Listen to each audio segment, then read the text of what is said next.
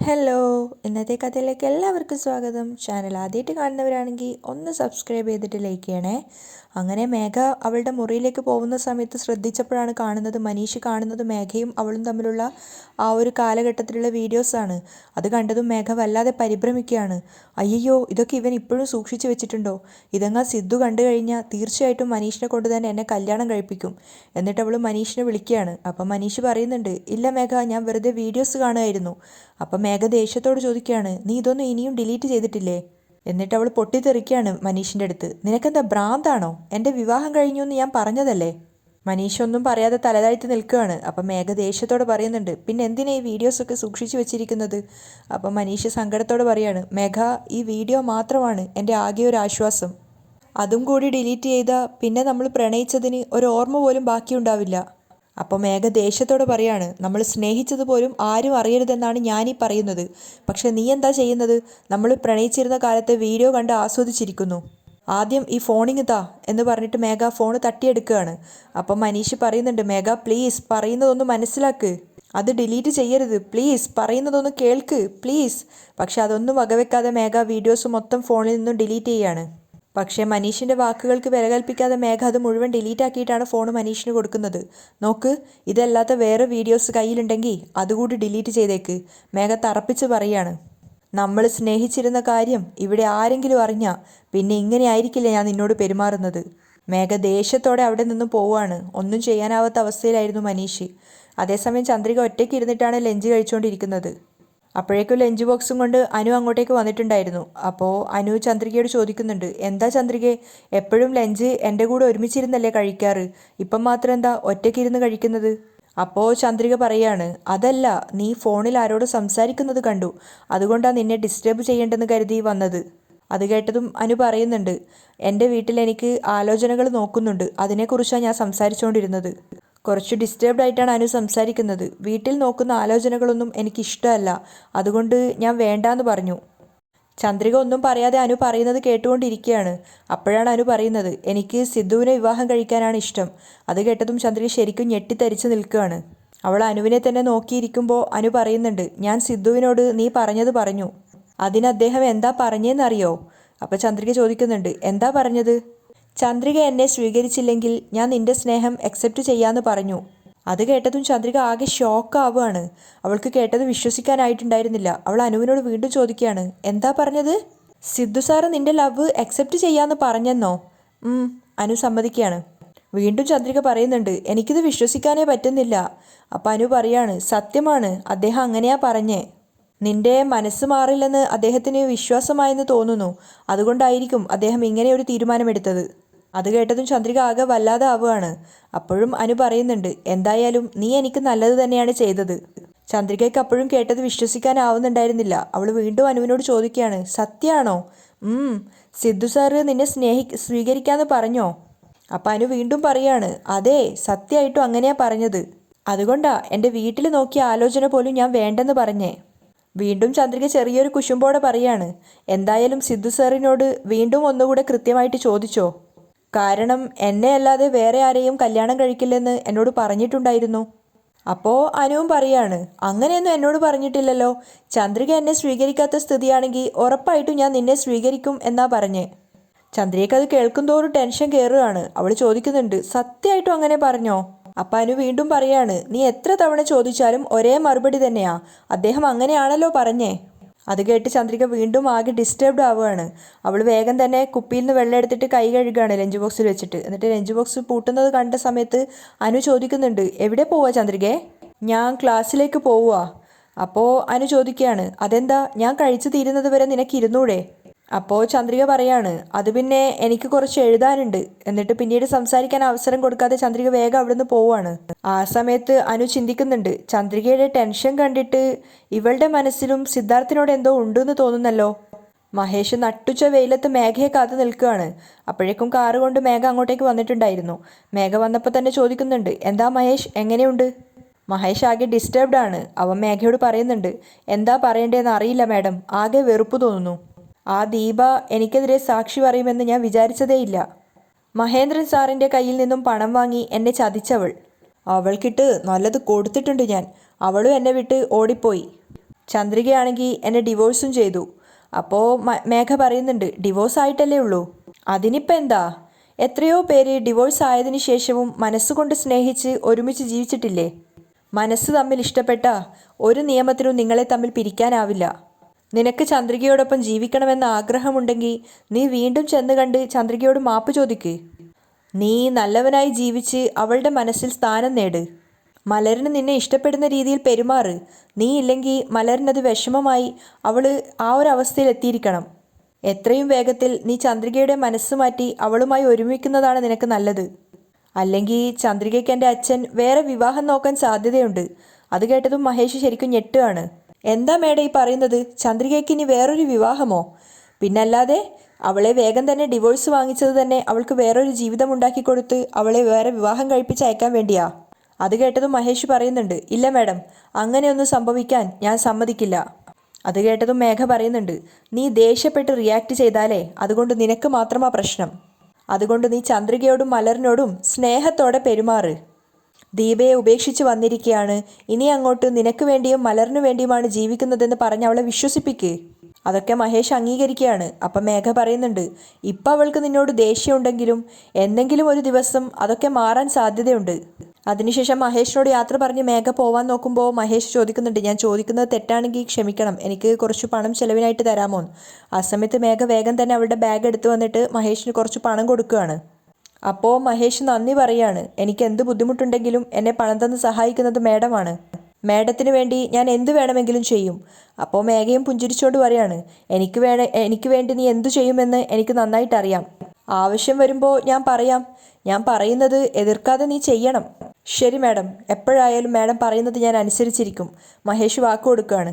അതിനുശേഷം മേഘ അവിടുന്ന് യാത്ര പറഞ്ഞ് പോവുകയാണ്. മഹേന്ദ്രൻ ലക്ഷ്മി എന്തൊക്കെയോ സംസാരിച്ചുകൊണ്ടിരിക്കുമ്പോഴാണ് കയ്യിലൊരു കവറൊക്കെ ആയിട്ട് ചന്ദ്രിക അങ്ങോട്ടേക്ക് വരുന്നത്. ചന്ദ്രികയെ കാണുന്ന സമയത്ത് ലക്ഷ്മി അവളെ അങ്ങോട്ടേക്ക് വിളിപ്പിക്കുകയാണ്. ചന്ദ്രിക, നീ എവിടെ പോയിട്ട് വരുവാ? ഞാൻ മാർക്കറ്റിൽ പോയിട്ട് വരുവാ അമ്മേ. നീ എങ്ങനെയാ പോയത്? ലക്ഷ്മി ചോദിക്കുന്നുണ്ട്. സൈക്കിളിലാണ് അമ്മേ പോയത്. അപ്പോൾ ലക്ഷ്മി വാത്സല്യത്തോടെ പറയുന്നുണ്ട്, സൈക്കിളിൽ പോവരുതെന്ന് നിന്നോട് ഞാൻ പറഞ്ഞിട്ടുള്ളതല്ലേ? എന്നോട് പറഞ്ഞിരുന്നെങ്കിൽ ഡ്രൈവറോട് പറഞ്ഞ് ഞാൻ നിന്നെ കാറിൽ കൊണ്ട് വിടുമായിരുന്നല്ലോ. അത് കേട്ടതും ചന്ദ്രയ്ക്കൊന്നും മനസ്സിലാവുന്നില്ല. അവൾ ചോദിക്കുകയാണ്, അയ്യോ എന്താ അമ്മേ പുതിയ ശീലമൊക്കെ? ഞാൻ എപ്പോഴും സൈക്കിളിൽ തന്നെയല്ലേ പോവാറ്. അത് കേട്ടതും മഹേന്ദ്രനും പറയാണ്, അല്ല, ഇനി നീ അങ്ങോട്ട് സൈക്കിളിൽ പോവേണ്ട കാര്യമില്ല, കാറിൽ പോയാൽ മതി. അത് കേട്ടതും ചന്ദ്രയ്ക്ക് തന്നെ അതിശയാവുകയാണ്. അവൾ ചോദിക്കുന്നുണ്ട്, എന്താ സാറേ ഇത്? വരെ രണ്ടുപേർക്കും ഇപ്പോൾ നല്ല വാശിയാണല്ലോ. എന്നോട് നിങ്ങൾക്ക് സ്നേഹമുണ്ടെന്ന് വെച്ച് ഇങ്ങനെയൊക്കെ ചെയ്യണമെന്നുണ്ടോ? സൈക്കിളിൽ പോയിട്ട് വരുന്നത് എനിക്ക് വലിയ ഇഷ്ടമാണ് സാർ. കാറിലൊക്കെ പോവാൻ തുടങ്ങിയാലേ ഞാൻ വലിയ മടിച്ചായി പോവും. ചന്ദ്രികയുടെ സംസാരം കേട്ടപ്പോൾ മഹേന്ദ്രനും ലക്ഷ്മിയും പൊട്ടിച്ചിരിക്കുകയാണ്. അത് കണ്ട് ചന്ദ്രികയ്ക്കും ചിരി വരുന്നുണ്ടായിരുന്നു. അപ്പോൾ മഹേന്ദ്രൻ പറയാണ്, പുറത്ത് നല്ല വെയിലാ, അതുകൊണ്ടാ പറഞ്ഞത്. അപ്പോൾ ചന്ദ്രിക പറയുന്നുണ്ട്, എത്ര വലിയ വെയിലാണെങ്കിലും അതെനിക്കൊരു പ്രശ്നമേ അല്ല. എന്നെക്കുറിച്ച് ആലോചിച്ച് രണ്ടുപേരും ടെൻഷൻ ആവണ്ട. ചന്ദ്രിക അവിടുന്ന് പോകാൻ നോക്കിയപ്പോൾ മഹേന്ദ്രൻ ചോദിക്കുന്നുണ്ട്, ചന്ദ്രിക, ഞങ്ങൾക്ക് രണ്ടുപേർക്കും ചായ ഉണ്ടാക്കി തരാമോ? ഓ അതിനെന്താ, ഇപ്പം കൊണ്ടുവരാൻ സാർ. ചന്ദ്രിക ചായ ഇടാൻ വേണ്ടി പോയ സമയത്താണ് അനുവിൻ്റെ കോള് വരുന്നത്. പറയൂ അനു. ചന്ദ്രിക, എന്തായി നിന്റെ തീരുമാനം? നീ എന്തിനെക്കുറിച്ചാണ് സംസാരിക്കുന്നത് അനു? ഞാൻ ഇന്നലെ നിന്നോട് കോളേജിൽ വെച്ച് പറഞ്ഞില്ലേ, സിദ്ധാർത്ഥിനെ നീ അക്സെപ്റ്റ് ചെയ്തില്ലെങ്കിൽ അദ്ദേഹം എന്നെ സ്വീകരിക്കാമെന്ന് പറഞ്ഞ കാര്യം. അതിനെക്കുറിച്ചുള്ള നിന്റെ തീരുമാനം എന്താ എന്നാ ചോദിച്ചത്. അത് കേട്ടതും ചന്ദ്രിക ആകെ അപ്സെറ്റ് ആവുകയാണ്. അവളൊന്നും മിണ്ടാതെ നിൽക്കുന്നത് കേട്ടപ്പോൾ അനു വീണ്ടും പറയുന്നുണ്ട്, നീ സിദ്ധാർത്ഥിനെ സ്വീകരിക്കില്ലെങ്കിൽ ആ കാര്യം എന്നോട് പറയ്. ഞാൻ ആ കാര്യം സിദ്ധാർത്ഥിനോട് പറയാം. അപ്പോൾ എൻ്റെ റൂട്ട് ക്ലിയർ ആവുമല്ലോ. എന്താ, ഞാൻ സിദ്ധുവിനോട് സംസാരിക്കട്ടെ? ചന്ദ്രിക ഒന്നും മിണ്ടാതെ നിൽക്കുകയാണ്. അപ്പോൾ അനു പറയുന്നുണ്ട്, ശരി ചന്ദ്രികയെ, നാളെ വരെ നിനക്ക് സമയമുണ്ട്, നന്നായിട്ട് ആലോചിച്ചിട്ട് മറുപടി പറയ്. അവൾ കോള് കട്ടാക്കിയെങ്കിലും ചന്ദ്രികയുടെ മനസ്സ് അവിടെ ആയിരുന്നില്ല. അതുകൊണ്ട് തന്നെ തനിക്ക് മുന്നിൽ നിന്ന് പാല് തിളച്ച് തൂവിയത് ചന്ദ്രിക ശ്രദ്ധിച്ചിട്ടുണ്ടായിരുന്നില്ല. പാല് പുറത്തേക്ക് വന്നപ്പോഴാണ് ചന്ദ്രിക കാണുന്നത്. അയ്യോ, അവൾ ആകെ കൂടെ ഡിസ്റ്റർബ്ഡ് ആയിരുന്നു. അങ്ങനെ അവിടെയൊക്കെ തുടച്ചതിന് ശേഷം ചന്ദ്രിക മഹേന്ദ്രനും ലക്ഷ്മിക്കും കോഫി ഇടുകയാണ്. വേഗം രണ്ടുപേർക്കും കോഫി എടുത്തിട്ട് അവൾ കൊണ്ടുകൊടുക്കുകയാണ്. ആ സമയത്ത് മഹേന്ദ്രൻ കോഫി കുടിച്ചിട്ട് ചോദിക്കുകയാണ്, ചന്ദ്രികയെ, ഞാൻ ചായ അല്ലേ ചോദിച്ചത്, നീ എന്താ കോഫി കൊണ്ടുവന്നത്? അത് കേട്ടപ്പോഴാണ് ചന്ദ്രികയ്ക്ക് മനസ്സിലായത് അദ്ദേഹം ചോദിച്ചിട്ടുണ്ടായിരുന്നത് ചായക്കാണെന്നുള്ളത്. അയ്യോ സോറി സർ, എന്തോ ഓർമ്മയിൽ അറിയാതെ മാറിപ്പോയതാ. അപ്പോൾ മഹേന്ദ്രൻ ചിരിച്ചുകൊണ്ട് പറയാണ്, സാരമില്ല മോളെ, അതിങ്ങ് തരണം സർ, ഞാൻ മാറ്റിയിട്ട് ചായ ഇട്ട് കൊണ്ടുവരാം. ചന്ദ്രിക ആകെ പരിഭ്രമത്തോടെയാണ് സംസാരിക്കുന്നത്. അത് ലക്ഷ്മിക്ക് നന്നായിട്ട് മനസ്സിലായിട്ടുണ്ടായിരുന്നു. അപ്പോൾ ലക്ഷ്മി പറയാണ്, സാരമില്ല ചന്ദ്രികയെ, ഞങ്ങൾ കോഫി കുടിച്ചോളാം. ചന്ദ്രികയ്ക്ക് വല്ലാത്ത വിഷമം തോന്നുകയാണ് ആ ഒരു ഘട്ടത്തിൽ അങ്ങനെ സംഭവിച്ചപ്പോൾ. അവളുടെ ആ ഒരു മാനസികാവസ്ഥ മനസ്സിലാക്കിയിട്ടെന്നോണം ലക്ഷ്മി പറയുന്നുണ്ട്, നീ പൊയ്ക്കോ. ചന്ദ്രിക അവിടുന്ന് പോയ സമയത്ത് മഹേന്ദ്രനും ലക്ഷ്മിയോട് പറയുന്നുണ്ട്, ചന്ദ്രിക ആകെ വല്ലാതിരിക്കുന്നല്ലോ അല്ലേ. അത് കേട്ട് ലക്ഷ്മിയും വിഷമത്തോടെ പറയാണ്, അതേ ഏട്ടാ, ഞാനും അവളെ ശ്രദ്ധിച്ചു. അവള് വേറെ എന്തോ വിഷമത്തിലാ, ചോദിച്ചാലും പറയില്ല. അവള് തന്നെ നമ്മളോട് പറയോ നോക്കാം. ലക്ഷ്മി പറഞ്ഞത് കേട്ട് മഹേന്ദ്രൻ സമ്മതിക്കുകയാണ്. പിന്നെ കാണിക്കുന്നത് ചന്ദ്രിക ഓഫീസിലിരുന്ന് വർക്ക് ചെയ്യാണ്. ആ സമയത്തും അനുവിൻ്റെ വാക്കുകളാണ് ചന്ദ്രികയുടെ മനസ്സിലുള്ളത്. ചന്ദ്രിക എന്നെ സ്വീകരിച്ചില്ലെങ്കിൽ ഞാൻ നിന്നെ സ്വീകരിക്കാമെന്ന് പറഞ്ഞു. ചന്ദ്രിക ആകെ ഡിസ്റ്റർബ്ഡ് ആയിട്ടാണ് ഇരിക്കുന്നത്. സിദ്ധു അങ്ങനെ പറഞ്ഞു എന്നുള്ളത് എത്ര തന്നെ ആലോചിച്ചിട്ടും ചന്ദ്രികയ്ക്ക് വിശ്വസിക്കാൻ സാധിക്കുന്നുണ്ടായിരുന്നില്ല. ആ സമയത്താണ് ഗീത തിരിഞ്ഞിട്ട് ചന്ദ്രികയെ നോക്കുന്നത്. അവൾ നോക്കുന്ന സമയത്ത് ചന്ദ്രിക വേറെ ഏതോ ഒരു ലോകത്താണെന്ന് ഗീതയ്ക്ക് മനസ്സിലായിട്ടുണ്ടായിരുന്നു. അവൾ ഒത്തിരി തവണ ചന്ദ്രികയെ വിളിക്കുകയാണ്, ചന്ദ്രികയെ ചന്ദ്രികയെ. പക്ഷേ ചന്ദ്രിക അത് അറിയുന്ന പോലും ഉണ്ടായിരുന്നില്ല. അവസാനം ഗീത എഴുന്നേറ്റ് വന്ന് ചന്ദ്രികയെ തട്ടിയ സമയത്താണ് ചന്ദ്രിക ഞെട്ടി എഴുന്നേൽക്കുന്നത്. അപ്പോൾ ഗീത ചോദിക്കുന്നുണ്ട്, എന്താ ചന്ദ്രികയെ, എന്തോ കാര്യമായ ആലോചനയിലാണല്ലോ. അതെ. എന്താ അങ്ങനെ കാര്യമായ ആലോചന? ഗീത ചോദിച്ച സമയത്ത് ചന്ദ്രിക പറയുന്നുണ്ട്, ഏയ് അങ്ങനെയൊന്നുമില്ല, അതൊന്നുമല്ല, നീ എന്തോ കാര്യമായ കൺഫ്യൂഷനിലാണെന്ന് തോന്നുന്നു. അപ്പോൾ ചന്ദ്രിക ആകെ ടെൻഷനായിട്ട് പറയുന്നുണ്ട്, കൺഫ്യൂഷനൊന്നുമില്ല, എന്നാ ചെറുതായിട്ടുണ്ട്. അത് കേട്ടിട്ട് ഗീത പറയുന്നുണ്ട്, എന്തോ ഒരു സീക്രട്ട് ഉണ്ട്, പക്ഷേ നീ അതെന്നോട് പറയാതിരിക്കുവാണ്. ശരി, ആ ഫയലിംഗ് എടുത്തതാ എന്ന് പറഞ്ഞ് ഗീത ഒരു ഫയൽ വാങ്ങിച്ചിട്ട് അവിടുന്ന് പോവുകയാണ്. ചന്ദ്രികയാണെങ്കിൽ പിന്നെ അവളുടെ ചിത്രരചനയിൽ ബാക്കി മുഴുകുകയാണ്. ആ സമയത്ത് ഒരു സ്റ്റാഫ് വന്നിട്ട് ചന്ദ്രികയോട് പറയാണ്, സിദ്ധാർത്ഥ് സാറ് ക്യാബിനിലേക്ക് വിളിക്കുന്നുണ്ട്. അത് കേട്ടതും ചന്ദ്രിക ആകെ വീണ്ടും ടെൻഷൻ ആവുകയാണ്. അവൾ ചിന്തിക്കുന്നുണ്ട്, സിദ്ധു സാറ് വരാൻ പറഞ്ഞെന്നോ? എന്തിനായിരിക്കും? ചിലപ്പോൾ അനുവിൻ്റെ കാര്യം പറയാനായിരിക്കുമോ?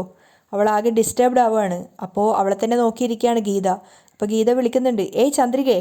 ചന്ദ്രിക ഗീതയെ നോക്കുന്ന സമയത്ത് അവൾ പറയാണ്, സിദ്ധാർത്ഥ് സാറ് ചെല്ലാൻ പറഞ്ഞു എന്ന് പറഞ്ഞില്ലേ, എന്നിട്ട് നീ ഇവിടെ ഇങ്ങനെ ആലോചിച്ചിരിക്കുവാണോ? ചെന്ന് എന്താണെന്ന് ചോദിക്ക്. ഇതാ പോവുക ഗീതേ. അങ്ങനെ ഗീതയോട് പറഞ്ഞിട്ട് ചന്ദ്രിക നേരെ സിദ്ധാർത്ഥിൻ്റെ ക്യാബിനിലേക്കാണ് പോകുന്നത്. സിദ്ധാർത്ഥിൻ്റെ ക്യാബിനിൽ ചെന്ന സമയത്ത് മേഘയും സിദ്ധാർത്ഥും അവിടെ ഉണ്ടായിരുന്നു. ചന്ദ്രികയെ കണ്ട സമയത്ത് സിദ്ധാർത്ഥ് അവിടെ ഇരിക്കാൻ പറയാണ്. പക്ഷേ ചന്ദ്രിക വല്ലാതെ ഡിസ്റ്റർബ്ഡ് ആയിട്ടാണ് ഉണ്ടായിരുന്നത്. അതുകൊണ്ട് തന്നെ അവൾ ഇരിക്കുന്നില്ല. സിദ്ധാർത്ഥിനാണെങ്കിൽ കാര്യം മനസ്സിലാവുന്നില്ല. സിദ്ധാർത്ഥ് വീണ്ടും പറയാണ്, ചന്ദ്രിക ഇരിക്ക്. ചന്ദ്രിക ശരിക്കും ആ ഒരു ലോകത്തെ അല്ലായിരുന്നു. ചന്ദ്രിക ഇരുന്നപ്പോൾ സിദ്ധാർത്ഥ് ചോദിക്കുന്നുണ്ട്, ഡിസൈൻസ് ഒക്കെ വരച്ചു കഴിഞ്ഞോ? പക്ഷേ ചന്ദ്രിക അതിനും മറുപടി പറയുന്നില്ല. ചന്ദ്രികയുടെ ആ ഒരു മാറ്റം ശരിക്കും മേഘയ്ക്കും സിദ്ധാർത്ഥിനും മനസ്സിലായിട്ടുണ്ടായിരുന്നു.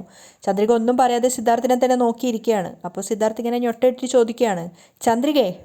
ചന്ദ്രിക ഒന്നും മനസ്സിലാവാതെ സിദ്ധാർത്ഥിനെ തന്നെ നോക്കി നിൽക്കുകയാണ്. അപ്പോൾ സിദ്ധാർത്ഥ് ചിരിച്ചുകൊണ്ട് ചോദിക്കുകയാണ്, ഞാൻ തന്നോടാ ചോദിച്ചത്, ഡിസൈൻസ് ഒക്കെ വരച്ചു കഴിഞ്ഞോന്ന്. അപ്പോൾ ചന്ദ്രിക വീണ്ടും ചോദിക്കുകയാണ്, എന്താ സാർ പറഞ്ഞത്? ഡിസൈൻസ് ഒക്കെ വരച്ച് തീർന്നോന്ന്. അപ്പോൾ ചന്ദ്രിക പറയാണ്, സോറി സാർ, ചെയ്തു തീർത്തു സാർ. ചന്ദ്രിക ശരിക്കും ആ ഒരു ലോകത്തല്ല എന്നുള്ളത് സിദ്ധാർത്ഥിന് മനസ്സിലാവുകയാണ്. അപ്പോൾ അവൻ ചോദിക്കുന്നുണ്ട്, എന്തുപറ്റി ചന്ദ്രികയെ, എന്താ ഇങ്ങനെ നെർവസ് ആയിട്ടിരിക്കുന്നത്? ആരെ ഓക്കെ? ഇല്ല സാർ, എനിക്ക് കുഴപ്പമൊന്നുമില്ല. ചന്ദ്രിക പറഞ്ഞപ്പോൾ സിദ്ധാർത്ഥ് വീണ്ടും പറയാണ്, ഏയ് അതല്ല, കണ്ടിട്ട് അങ്ങനെ തോന്നുന്നില്ല. അല്ല, വർക്കിൽ എന്തെങ്കിലും പ്രശ്നമുണ്ടോ? ഏയ് ഇല്ല സാർ, ഒന്നുമില്ല. ഓക്കെ. അങ്ങനെ മേഘയും അത് തന്നെ നോക്കി നിൽക്കുകയാണ്. ചന്ദ്രികയ്ക്ക് എന്തോ ഒരു മാറ്റം സംഭവിച്ചു എന്നുള്ളത് മേഘയ്ക്ക് മനസ്സിലാവുന്നുണ്ട്. ആ സമയത്താണ് സിദ്ധാർത്ഥ് പറയുന്നത്, നിന്നോട് പുതിയൊരു പ്രൊജക്റ്റിനെ കുറിച്ച് സംസാരിക്കാനാണ് ഞാൻ വരാൻ പറഞ്ഞത്. ബോംബെയിൽ നിന്നൊരു ക്ലയൻറ്റ് നമുക്ക് പുതിയൊരു പ്രൊജക്റ്റ് തന്നിരിക്കുക. ഈ പ്രൊജക്റ്റിന് ചന്ദ്രിക വേണം ഡിസൈൻസ് വർക്ക് ചെയ്യാൻ. അത് കേട്ടത് മേഘ ശരിക്കും ഞെട്ടി നിൽക്കുകയാണ്. ചന്ദ്രികയാണെങ്കിൽ അതൊന്നും ശ്രദ്ധിക്കുന്ന പോലും ഉണ്ടായിരുന്നില്ല. പക്ഷെ മേഘയാണെങ്കിൽ ഞെട്ടിത്തരിച്ച് നിൽക്കുകയാണ്. പക്ഷെ സിദ്ധാർത്ഥ് കൂളായിട്ട് പറയുന്നുണ്ട്, ഗീതയൊന്നും ഉണ്ടാവില്ല കേട്ടോ, നീ ഒറ്റയ്ക്ക് വേണം വർക്ക് ചെയ്യാൻ. ചന്ദ്രിക വേറെ ഏതോ ഒരു ലോകത്തെന്ന പോലെ ഇരിക്കുന്ന സമയത്ത് സിദ്ധാർത്ഥ് പറയുന്നുണ്ട്, ഗീതയ്ക്ക് ഞാൻ വേറൊരു പ്രൊജക്റ്റ് അസൈൻ ചെയ്യുന്നുണ്ട്, അത് ഞാൻ അവൾക്ക് കൊടുക്കും. ഡെലിബറേറ്റ് ആയി ഒറ്റയ്ക്കാണ് നീ ഇത് ചെയ്യേണ്ടത്. Okay sir. ചന്ദ്രിക പറയാണ്. അപ്പോഴേക്കും മേഘയുടെ കൺട്രോൾ നശിച്ചിട്ടുണ്ടായിരുന്നു. മേഘ ദേഷ്യത്തോടെ പറയാണ്, എന്താ സിദ്ധാർത്ഥ്, ചന്ദ്രികയെ വെച്ച് നീ കളിക്കുകയാണോ? മുംബൈയിലെ ക്ലയൻറ്റ്സ് എങ്ങനെയുള്ളവരാണെന്ന് നിനക്ക് നന്നായിട്ട് അറിയാം. ചെറിയൊരു മിസ്റ്റേക്ക് ഉണ്ടായാൽ പോലും ടോട്ടൽ പ്രൊജക്റ്റ് അവർ ക്യാൻസൽ ചെയ്ത് കളയും. ചന്ദ്രിക ഇപ്പോൾ ജോയിൻ ചെയ്തതല്ലേ ഉള്ളൂ, ഇവക്കെന്തിനാ ഇത്രയും വലിയ പ്രൊജക്റ്റ് കൊടുക്കുന്നത്? അവൾ എന്തെങ്കിലും മിസ്റ്റേക്ക് ചെയ്താലേ ഈ ക്ലയൻറ്റ് വേറെ കമ്പനിയിലേക്ക് പോവും. സിദ്ധാർത്ഥ് ആകെ ദേഷ്യത്തിന് നിൽക്കുകയാണ്. അപ്പോൾ മേഘ പറയുന്നുണ്ട്, ഈ പ്രൊജക്റ്റ് ഞാൻ തന്നെ ഡിസൈൻ ചെയ്തോളാം. അപ്പോൾ സിദ്ധാർത്ഥ് പറയാണ്, ഇല്ല മേഘ, ഈ പ്രൊജക്റ്റ് നിനക്ക് സെറ്റ് ആവില്ല. ഈ പ്രൊജക്റ്റ് ചന്ദ്രയെ കൊണ്ട് മാത്രമേ ചെയ്യാൻ പറ്റുള്ളൂ എന്ന് എനിക്ക് നല്ല ഉറപ്പുണ്ട്. അത് കേട്ടതും മേഘക്ക് വല്ലാത്ത ദേഷ്യം വരികയാണ്. അപ്പോൾ മേഘ പറയുന്നുണ്ട്, എനിക്ക് ചന്ദ്രികയിൽ അത്ര വിശ്വാസമില്ല, ഉറപ്പായിട്ടും എന്തെങ്കിലും മിസ്റ്റേക്ക് വരും. ഞാൻ തന്നെ ഇത് ചെയ്തോളാം, അച്ഛനോട് വേണമെങ്കിൽ ഞാൻ സംസാരിച്ചോളാം. അപ്പോൾ ചന്ദ്രിക പറയാണ്, സാർ ഞാൻ പറയുന്നത് തെറ്റിദ്ധരിക്കരുത്, മേഘ തന്നെ ഈ പ്രൊജക്റ്റ് ചെയ്തോട്ടെ. അപ്പോൾ സിദ്ധാർത്ഥ് പറയാണ്, എന്താ ചന്ദ്രിക ഇത്, നീ മുൻപ് വരച്ച ഡിസൈൻസ് ഈ ക്ലയൻറ്റ്സ് കണ്ടിട്ടുണ്ട്, അവർക്കത് ഇഷ്ടപ്പെട്ടതുമാണ്. അതുകൊണ്ടാണ് ഞാൻ ഈ പ്രൊജക്റ്റ് നിന്നോട് തന്നെ ചെയ്യാൻ പറയുന്നത്. അപ്പോൾ ചന്ദ്രികയും സമ്മതിക്കുകയാണ്. അതിനുശേഷം സിദ്ധാർത്ഥ മേഘയോട് പറയുന്നുണ്ട്, മേഘ നീയും ഈ പ്രൊജക്റ്റിൽ വർക്ക് ചെയ്യുന്നത് കൊണ്ട് എനിക്ക് യാതൊരു ഒബ്ജക്ഷനുമില്ല. നിങ്ങൾ രണ്ടുപേരും വർക്ക് ചെയ്തോളൂ. രണ്ടുപേരും പ്രസൻറ്റ് ചെയ്. ഏത് ഡിസൈൻസ് ആണോ ക്ലയൻസിന് കൂടുതൽ ഇഷ്ടപ്പെടുന്നത് അത് നമുക്ക് പ്രസൻറ്റ് ചെയ്യാം. അപ്പോൾ മേഘ ദേഷ്യത്തോട് പറയാണ്, എന്തിനാ ഒരു പ്രൊജക്റ്റിന് വേണ്ടി രണ്ടുപേര് വർക്ക് ചെയ്യുന്നത്? ഞാൻ മാത്രം ഡിസൈൻ ചെയ്താൽ മതി. അപ്പോൾ സിദ്ധാർത്ഥ് പറയുന്നുണ്ട്, അത് വേണ്ട, രണ്ടുപേരും വർക്ക് ചെയ്യണം. ഇതൊരു ഹെൽത്തി കോമ്പറ്റീഷൻ ആയിക്കോട്ടെ. ആരുടെ ഡിസൈൻസ് ആണോ ക്ലയൻസ് സെലക്ട് ചെയ്യുന്നത് അവർക്ക് തീർച്ചയായിട്ടും അഡ്വാൻറ്റേജ് ഉണ്ടാവും. എന്താ മേഘ, ഈ കോമ്പറ്റീഷന് നീ റെഡിയല്ലേ? ഞാൻ ചന്ദ്രികയോട് മത്സരിക്കാനോ? ഇത് ഞാനൊരു ചലഞ്ചായിട്ട് ഏറ്റെടുത്തോളാം. മേഘ ദേഷ്യത്തോടെയാണ് പറയുന്നത്. രണ്ടുപേർക്കും സിദ്ധാർത്ഥ് ഓൾ ദി ബെസ്റ്റ് പറയാണ്. ചന്ദ്രിക ക്യാബിനിൽ നിന്നും പോയെങ്കിലും മേഘയ്ക്ക് വല്ലാത്ത ദേഷ്യം വന്നിട്ടുണ്ടായിരുന്നു. സിദ്ധാർത്ഥ് മേഘയെ തന്നെ നോക്കിയിരിക്കുകയാണ്. അവിടെയാണ് ഇന്നത്തെ എപ്പിസോഡ് വൈൻഡപ്പ് ചെയ്യുന്നത്.